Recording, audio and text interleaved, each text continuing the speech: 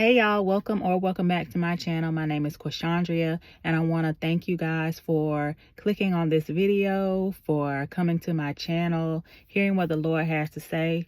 I'm just a disciple. I am just a daughter of Christ who is a willing vessel being used by him. And I just want to share the messages that he gives me because I know that they are not just for me, that they are for all of his children.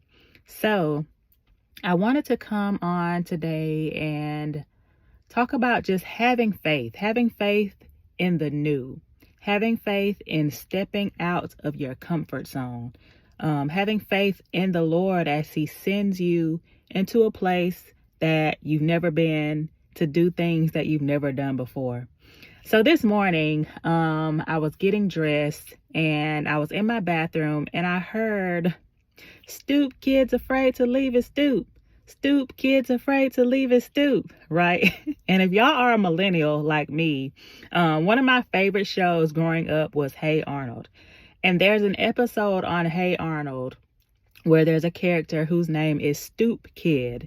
And he's basically this kid who always sits on his stoop. He always sits on his stoop every day. He never leaves his stoop because he's afraid to wander off into the unknown. He's afraid to go off into the world. He's afraid to go play with his friends because he's so used to sitting on this stoop where he feels comfortable, where he knows what's going on, where he doesn't have to be afraid of not knowing anything. So he wants to stay on this stoop. And his friends, or well, not really his friends, but the kids in the neighborhood would always make fun of him because he was afraid to leave his stoop. He was afraid to go out and play. He was afraid to do anything that involved him leaving this stoop of where he lived. So the kids made up this chant or this thing where they were bullying him pretty much, saying, "Stoop, kids afraid to leave his stoop. Stoop, kids afraid to leave his stoop," because he was so afraid to go off into the unknown. But at the end of that particular episode, I want to say Arnold became his friend and actually encouraged him to one day leave his stoop. So he does eventually leave his stoop. And once he leaves his stoop, he realizes that fear was pretty much just holding him back from a world that he wanted to venture off in. It was holding him back and keeping him bound in a place that was no longer for him. It was time for him to leave the stoop. It was time for him to experience different things and experience happiness that he would have never known existed if he would have never left the stoop. God is saying it is time for us to leave the stoop. It is time for you to leave that job where you're so comfortable being. It is time for you to leave that relationship that is keeping you in a place that no longer serves you, whether it be a toxic relationship, whether it just not be a relationship that is ordained by God, whether you're unequally yoked, whether you're in a job, but you feel the Lord calling you off of that job, but fear is holding you back because, God, I don't know how I'm going to pay my bills. God, I got children I got to take care of. How am I supposed to, be there for my kids? How am I supposed to be able to provide for my kids? I'm a single mother. But God is calling you to a place where it's time to trust him. Abraham is known as the father of faith in the Bible.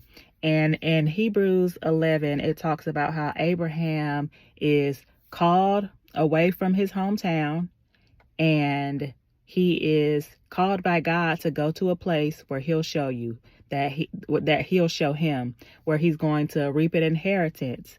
But just to leave, you have to leave your hometown in order to get it. When Abraham left, he didn't know where he was going. God didn't tell him you're going to go to this place. He said, you'll go to a land where I will show you, but you just have to leave here because there's nothing left for you here. I have an inheritance I want to give you, but it requires you to leave where you currently are.